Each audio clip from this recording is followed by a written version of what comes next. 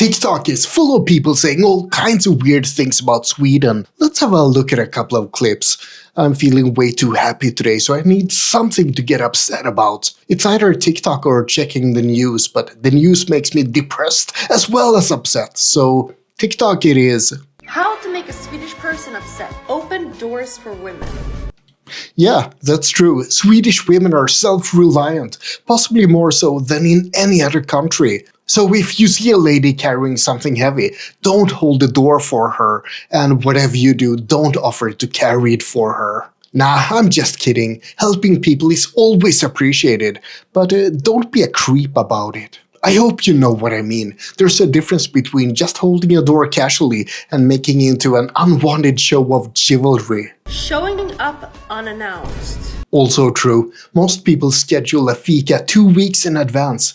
Unannounced. Ugh, that's horrible stuff. Standing too close to someone anywhere. Well, of course, keeping a 2-meter distance is mandatory, otherwise someone might start talking to you. Eat the last bite of something in public. She's referring to the Swedish bite, den svenska biten. It's considered extremely bad form to take the last piece of something. If there's cake or food, you have to leave a piece so you don't appear too greedy. Tipping. Yeah, tipping isn't really a thing in Sweden. Just say no to tipping. Bragging. Well, bragging is actually acceptable in Sweden, as long as you do it in a humble manner. You know, like winning a Nobel Prize, that's nothing special. Anyone could have done it. I was just lucky. Talking to people. Having clothes on in the sun. I'm just nodding in agreement because everything is true so far. Anything good about Denmark? Yes, absolutely. We cannot say anything good about Denmark because they're all drunk and lazy anyway. Please don't say anything good about Denmark. We need to push them down a bit more. They're getting a little bit too uppity. This looks promising, the craziest thing. There's a website where you can look up everyone's personal data. It's just floating. Floating. Online. It's just floating. You can look at someone's home address, you can look at what dog they have, What their dog son they is have. called, Such what horror. floor they live on, how long they've lived there for, what their neighbour's name is. It's crazy. It's not that crazy, is it? I mean, I don't really get why people are so concerned and upset about stuff like this. Sweden has the concept of public access to information, so you can always look up someone's name and address and salary information, for example. The idea is that it reduces risk of corruption. You can't hide any side income or bribes that you're getting because everyone can look it up at the tax authorities. And yeah, that leads to a lot of information being available online, more than just the name and the address actually. But what exactly are you afraid of? How are you expecting this to be harmful in any way? The worst that could happen is that a date looks up your salary in advance or where you live. Then she knows that you're broke as well as ugly. Trying Swedish Kebab Pizza for the first time. I was a little skeptical at first, but once I tried it, oh my god, this shit is better than Italy, bro. 10 out of 10, the shit like rumpa. Except that last part. But yeah, it's true, Swedish Kebab Pizza is the ambrosia of the gods. The only complaint I have is that they put the pizza salad on top of the pizza. In Sweden, you always get a cabbage-based pizza salad along with your pizza, but you're not supposed to put it on the pizza. Weird stuff. Eat the pizza salad first and then the pizza, just like Odin intended it. Guess what country makes the best And he's kebabs back in the with world? more. You guessed it, it's Yes, Sweden. good taste. Hey, I have to I'm give here him in that. Sweden, sitting in the city of London, enjoying Lovely. some meat in my mouth. Lovely weather and lovely kebab. And a lovely bite. Anyway, I totally agree. Sweden does have excellent kebabs. And the kebabs in the south are actually better than the kebabs in the north or in the middle of Sweden. Ooh, shots fired. This guy should be the Kebab Ambassador of Sweden. Can we hire him somehow? I want to have a kebab with him now. The UEFA fans actually made the game. Absolutely brilliant. Well, that's nice to hear. Shout, it stopped for me. I'm not really sure what game they're talking about or even what sport, but I'm guessing it's football. It's always football. So, apparently Swedish fans went to London to support their team and they behaved like proper Swedish gentlemen. This was not a repetition of Lindisfarne in 793 AD, in other words. You know, when Viking ships descended on the Lindisfarne monastery in England, and it marked the beginning of Viking raids on the British Isles. I guess Scandinavia has calmed down quite a bit since then. Not even our football fans can make people upset these days. Swedish words you need to know when it comes to love. Oh, perfect. Maybe I can learn something here. Hångla. Jag älskar dig. Put in a sentence. Älskling, kom hem nu så kan vi hångla. Puss och kram. Jag älskar. Okay, that is pretty weird. But the words are correct. I do have to give a fair warning that these words can have a slightly different meaning to different people, though. Hångla means to make out, but some people actually interpret it as having sex. Oh, and that's actually an important word she forgot to mention. Knulla, which means the F word. So if you were to use that in a sentence, you could say Jag älskar dig, ska vi knulla? Just go out to a bar in Sweden and say that when you're drunk. It works every time. Have learned my all-time favourite. Interesting. Phrase. I wonder which phrase it's gonna be. Maybe it's gonna be ska vi knulla? Maybe, yeah. And Probably not. I'm apologising in advance for my pronunciation. Just a Brit who's trying to... But yeah, she's really taking forever getting to the point. So, what's the phrase? Okay, I need to break into... Come on. Scene. Nu du har satt din sista potatis. Like, was that good? No, that was not good. That was actually horrible. The pronunciation was awful, and it's only beaten by the atrocious grammar. Nu du har satt din sista potatis. That's supposed to be nu har du satt din sista potatis. And that means now you've planted your last potato. Which I guess doesn't make a lot of sense, but it's like a combination of a threat and a slight promise of violence. Here's something nice and wholesome. Swedish Midsummer. This is what it would sound like to explain Midsummers to a non-Swede. You know, I watched Midsummers the other day, the movie, and it was so scary. And It's a documentary, everyone knows that, right? it's not like that, is it? What do you mean, like what? What do they do in the movie? Well, they dance around a fucking pole that's like dressed in flowers. And Well, of course we dance around a midsummer pole, or a maypole as it's also called, but the etymology of the word maypole has nothing to do with the month May. It's from the word Maja, to dress something in flowers and greenery, even though it's not a very common word these days. and then they do like all in white, like a fucking cult. Dressing in white is not just for cults, it's for Swedes too.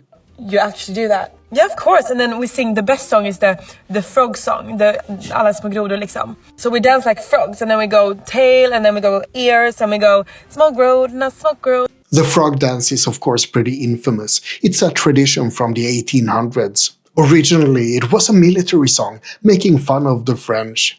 Okay, but surely you don't have like a mating thing. A mating thing. At Midsummer, we'd never. The day before Midsummer, it's like the night before, you go out on the meadows and you climb over 7 different like staket, and you pick flowers, 7 different ones, when you're quiet, and then you put them under your pillow, and you're supposed to dream about the man you're gonna marry. Yeah.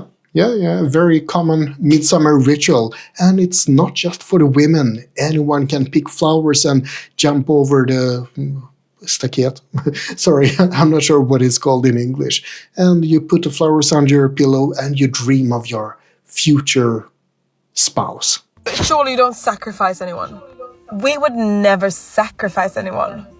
Not anymore, at least. Of course, we don't sacrifice anyone at midsummer. Although, I guess that there used to be a midsummer blot actually. But that was 1,000 years ago, and they didn't really use human sacrifices.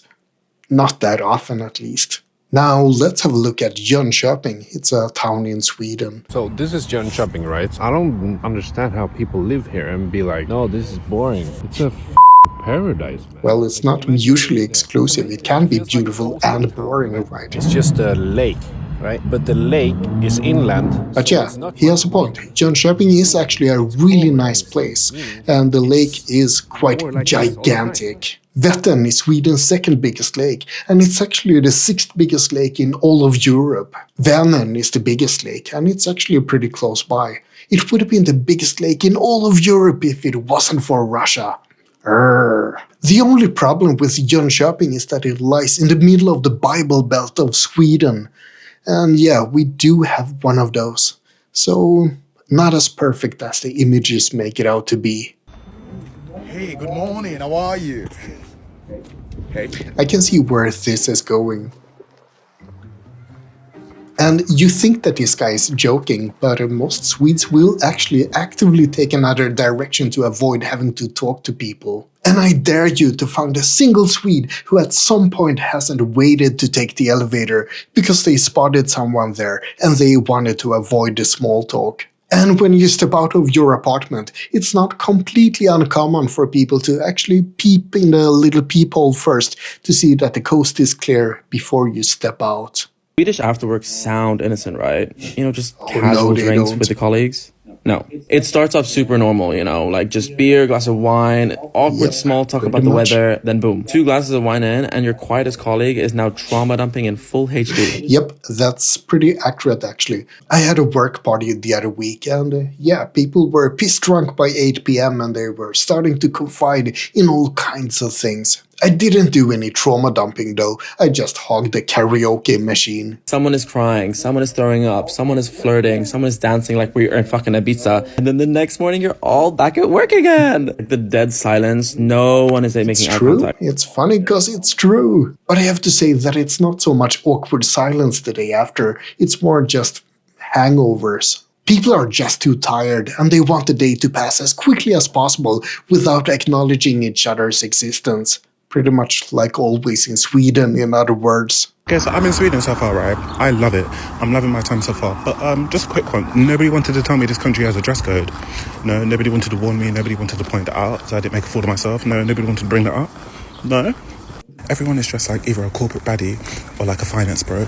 Quarter zips, turtlenecks, polos, pencil skirts, trench coats, like... His problem is that he went to Stockholm. Or, well, Stockholm is awesome, that's not a problem.